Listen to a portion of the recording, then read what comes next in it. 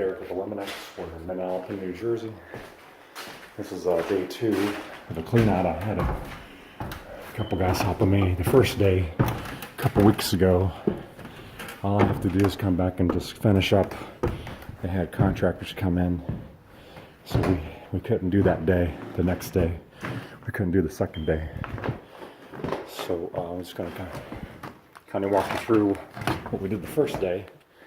And then there's like some more sediment because they ripped out all the air handlers, everything that was covering the old insulation. So now we can start removing more.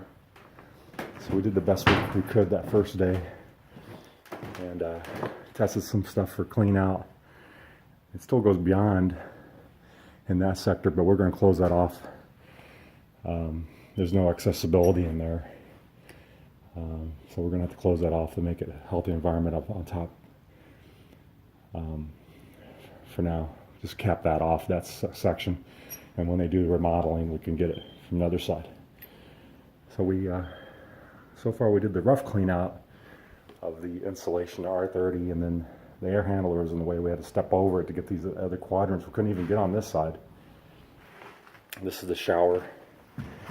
This is had all insulation throughout.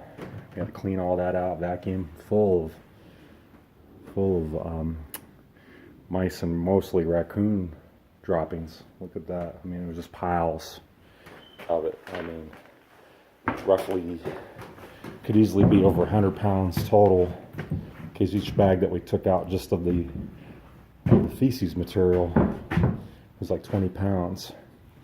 So we did some spot vacuuming. Basically, we just cleaned up. There's a rake. I mean, we had such a huge pile. Here's another pile. I mean, that's crazy. I can't zoom in because I'm on a, you see all the pile of feces. I mean, it's nuts. So we have to spray it.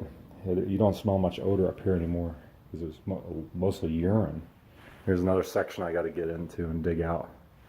But now the stuff's out of the way. They made good use of, looks like they made good use of our boards, because we brought in a dozen of these 2x4s. We brought a bunch of these in, and it really creates a good where you can sit down. I can sit down and pull insulation out, and it creates a good walk area. So it creates a good balance, so you have proper footing. And then I cut a bunch of these plywood sheets, 1/2-inch plywood sheets, and brought them in. They make great platforms for equipment placements and garbage placements, and create little catwalks, because we have to constantly go back and forth. Luckily, there's a catwalk here already, so still have to watch where we step. But the guys that handled the air handler, they made good use of. I'm sure they appreciated the extra wood we put down. Here's a piece of wood we put down, and a couple over here. There was an air handler here. It was completely, you had to like crawl over it. So we did the best we could. At the end of the day, we just did the best we could. I mean, we did pretty good that day. And, I mean, yeah, it's a mess, but we got like most of the bulky material out.